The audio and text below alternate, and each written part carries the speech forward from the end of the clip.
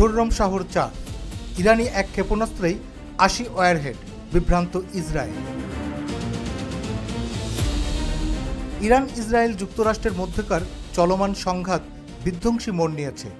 দীর্ঘদিনের উত্তেজনা ও পাল্টাপাল্টি হামলার ধারাবাহিকতায় ইরান এবার তাদের ভান্ডারের সবচেয়ে শক্তিশালী এবং বিধ্বংসী অস্ত্র খুররম শাহর 4 ক্ষেপণাস্ত্রের সফল প্রয়োগ করেছে বলে দাবি করেছে।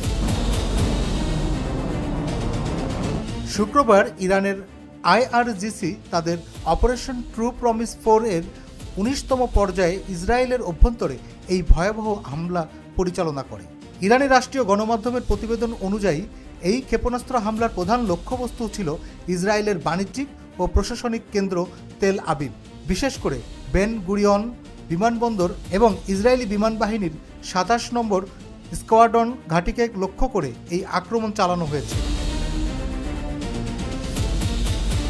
IRGCর বিবৃতিতে বলা হয়েছে যে ইয়া হাসান ইবনে আলী সাংকেতিক নামে পরিচালিত এই অভিযানে খুররম শাহর 4 ক্ষেপণাস্ত্রগুলো সরাসরি নির্দিষ্ট লক্ষ্যবস্তুতে আঘাত হানতে সক্ষম হয়েছে।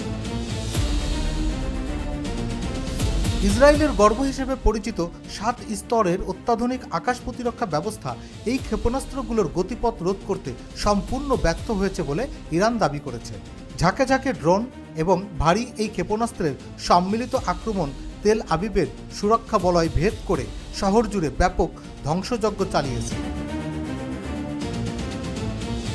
প্রত্যক্ষদর্শীদের বরাতে জানা গেছে, ক্ষেপণাস্ত্রের আঘাতের পর ওই এলাকায় বড় ধরনের অগ্নিকাণ্ড ও কাঠামোগত ক্ষয়ক্ষতি হয়েছে, যা সাম্প্রতিক বছরগুলোর মধ্যে নজিরবিহীন।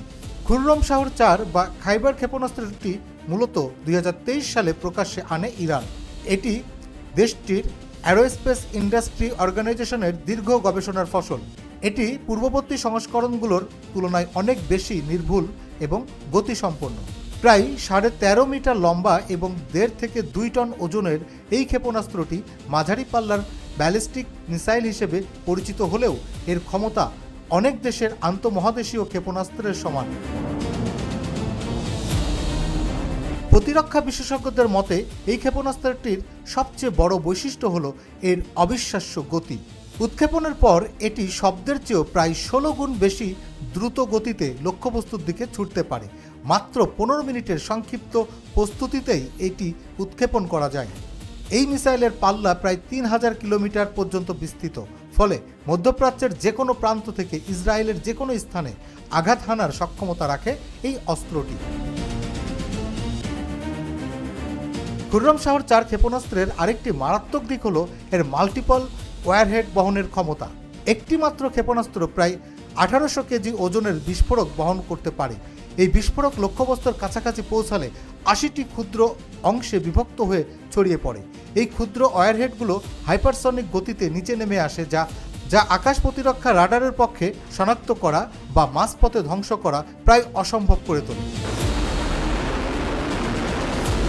হামলার পাশাপাশি IRGC আরও দাবি করেছে তারা বাহরাইন, সংযুক্ত আরব আমিরাত এবং কুয়েতে অবস্থিত অন্তত 20টি মার্কিন ঘাঁটিতেও সফল আক্রমণ চালিয়েছে।